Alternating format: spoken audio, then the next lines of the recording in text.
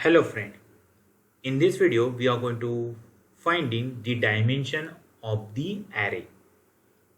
The item size function is used to get the size of each array item. It returns the number of bytes taken by each array element.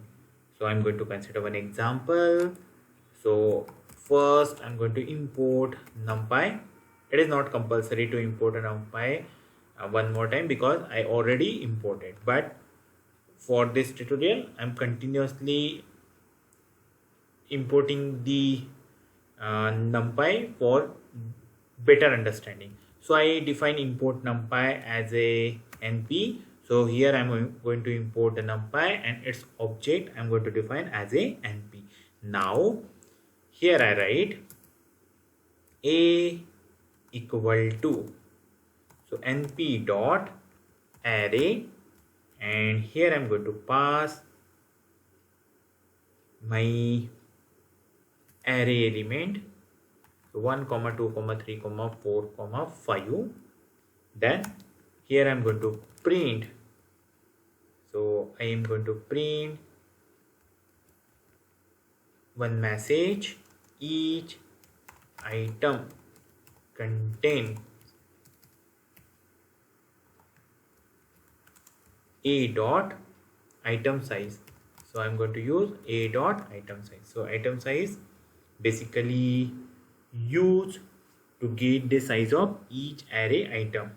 Okay, and here I write bytes because it will get in the form of byte. So let's check it is working or not. Yes, it's working. So each item contain how many bytes? 4 bytes. And again I'm going to write here b equal to np dot array.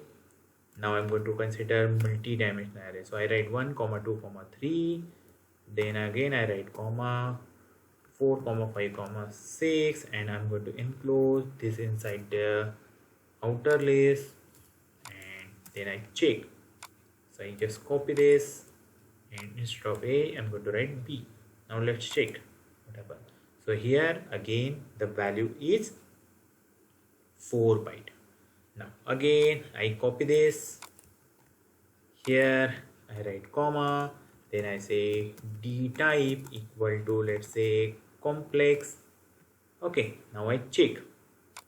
Here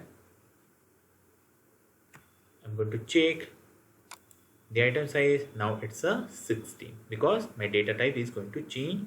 That's why the each item size is also going to change. So in this way we are going to find out the dimension of an